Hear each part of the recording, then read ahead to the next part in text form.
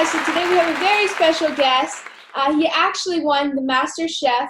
But before we get started, guys, click that subscribe button, like, comment down below, and hit the bell so you guys get notified whenever we have cool videos. And today we have super special guest, like I said, and his name is Logan Guleff. Hi, how you doing? Hello. Thank you so much for having me. You're welcome. So when did you start cooking, and who inspired you to start? Well, I started cooking when I was 2 years old, and I was always inspired by classic chefs. Julia Child, Gordon Ramsay. Those were kind of the people that I grew up with. I didn't really have Food Network, so I didn't have that group of chefs.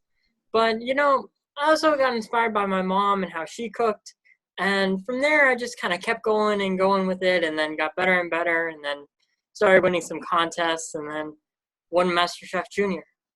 Oh, what was the first dish that you cooked when you were like 2, right?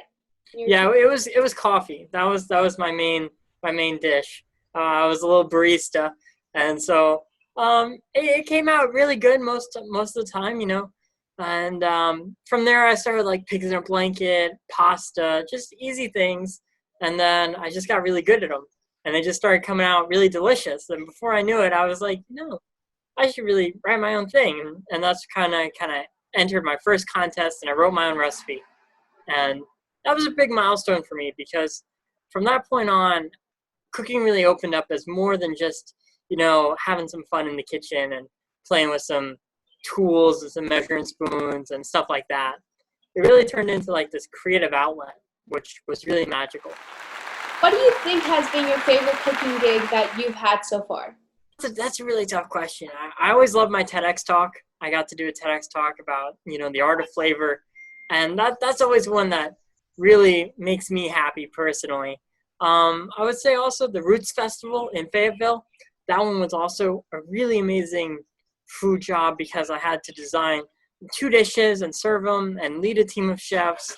And there was a lot that went into that always really makes it be as a cut above a lot of my other jobs I've done, because it was just so intricate, and there were so many moving parts, and there was so much to do, and there was so much on the line that it really stands out. I was wondering though, so you won the MasterChef Jr. How did your life change after winning? It changed quite a bit. After I won the show, I got asked to do a bunch of charity dinners. I got asked to do work on stuff and do all these other deals and branding deals and things like that. And it's kind of a major change from you're just doing your thing, you're cooking, you're having a good time, you're winning a few contests, to all of a sudden, you're being asked to help with this drive and this fund, and you're making these dishes for these people, and you're signing this contract, and you're traveling here and going there, and it's just kind of really skyrocketed. What advice would you give to kids or teens that want to pursue cooking? If you want to pursue cooking and you think this is the thing for me, I'm gonna ask you a question. Have you ever had a bad day in the kitchen? And a day where not only is it bad, but it is terrible. You're in the weeds, you're struggling, everything's burning, everything's either salty, undercooked, overcooked, everything's wrong. Have you had one of those days? Because if you answer yes and you still want to pursue cooking, I think you're gonna be amazing. But if you answered no and you said, I haven't had one of those days, that's never happened to me. I guess you're gonna have to experience it. I've had a lot of one of those days. So I was making these drumsticks, right? And then my mom left, so I was making these drumsticks, and she told me to watch them. And I think they were a little bit undercooked. So I was like, hey, I made these drumsticks. And then they were just totally undercooked, and it was bad. So I've had those days. But I was wondering, what type of music do you listen to while you cook? My biggest music, and I just love this. I put on this French cooking music on Pandora, and that's literally the station's name. And it's got this it's got the French and the accordion and the French lyrics, and it's all romantic, and it just really puts me in the mood to deal with baking, or to really make artists or really fancy food. That's what really gets me in the mood, because you've got the French, you could kind of pretend you're in Ratatouille or something. And that's really one of my favorite cooking musics. I also do some pop, and maybe some like Japanese or like lo-fi kind of style stuff. That can be fun, but really the French cooking music's where it's at. Like that's like. Are there any new projects that you're currently working on, and what has been your biggest accomplishment? I've got a ton of new projects that I'm working on. I've got some things in the works. I've got some things that, might come back around since COVID kind of took out some of my more like fun stuff. The traveling stuff's always a favorite of mine. So I had some of that stuff that's kind of gone off the table, but I have a lot of stuff in the works, some things I can't talk about. And, I'm just always excited for the future. I'm going to college soon. So that's going to be a thing. Yeah, I've got some jobs in the works. I've got this really cool grill that's inspired by Heston Grill, and I'm making content for them, which is really cool. They sent me this really amazing grill. Like it's cool. It's got like lights and the rotisserie. It does like everything under the sun. I mean, I'm sure it has like a little blender in there somewhere. I mean, this thing's like off the chains amazing. And my biggest accomplishment, I would say the biggest chef one that always jumps out to me is cooking at the James Beard House. Being the youngest person to ever cook inside the prestigious James Beard House is an achievement that I really keep very close to my heart. It was a very, very challenging job because I was around a lot of other teams of chefs. It was a very competitive environment, but it's always one of those ones that really, I think, separates me from a lot of other kid chefs and other chefs because they haven't gone through that fire that is, cooking in such a famous place with so much history and dealing with other chefs and trying to get your food out and then having critics and all this stuff. That's one of the jobs that had like a lot of moving pieces. That's really a real pride of mine. That is so cool, guys.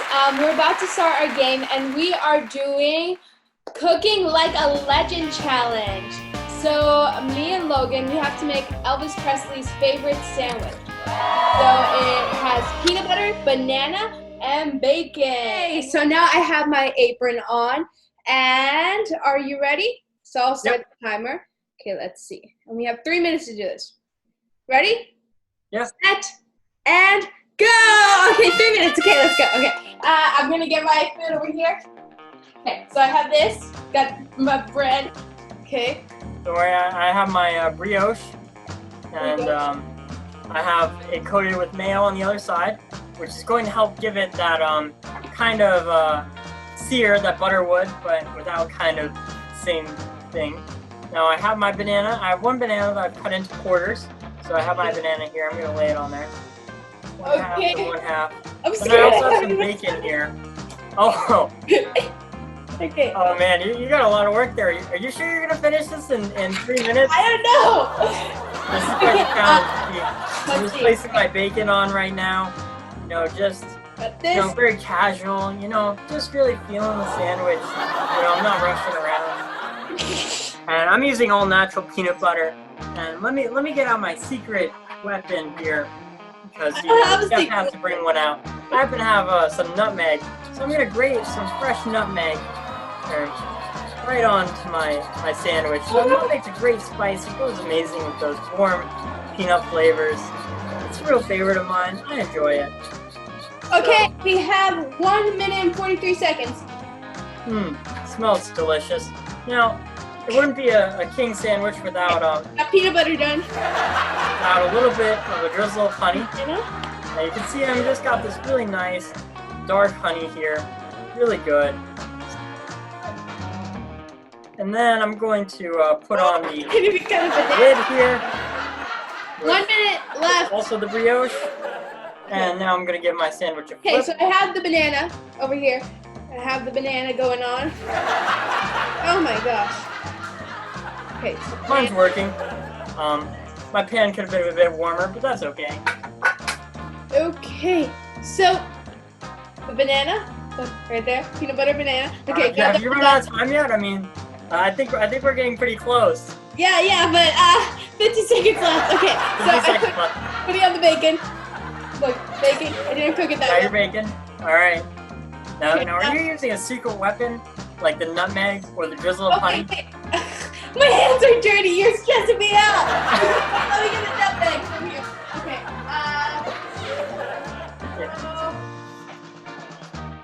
This is red pepper can. You know me. I think you're spending too much time looking for ingredients. You know, Okay, no, mise en place. I have ground cinnamon. Mise en place. Okay, ground cinnamon. I think I put too You much. went with the cinnamon. Cinnamon's a good choice. You know, I didn't go with it because. Okay, wait. What time is it? Nutmeg. Okay. We run out of time. 6, 5, 4, 3, 2, 1. We did it! Okay, so this is mine. And this is mine. Oh, okay. Let's say mine came out pretty good. Now let's try it out. Okay, ready? All right. Mine out. See, he's got all the fancy knives, and I have my bare hands. Okay. Ready? Not quite there yet. I'm getting there. Okay, I'm gonna try this out. Okay.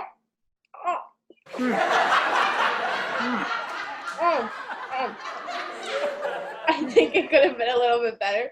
That was pretty good. You know, I got a nice balance of the peanut butter to the bread. You know, if you get too much peanut butter, it's going to get a little bit gummy. Bacon is a nice touch. The banana definitely comes through. I could have used a tad bit more nutmeg for my taste, but I like to be heavy on the spices. Pretty good. Yeah. The reason why it was the king's favorite sandwich. Literally. It's good, actually. Tastes actually, like, crunchy. Tastes good. Yeah, this would make a really good donut. It would, actually. It tastes amazing. Well, thank you so much for being a part of our show, Logan. I hope you guys enjoyed this episode. Make sure to subscribe, like, comment down below, and hit the bell so you guys get notified whenever we have cool videos like this. Thank you so much for being a part of our show, and bye! All right, bye. Thank you.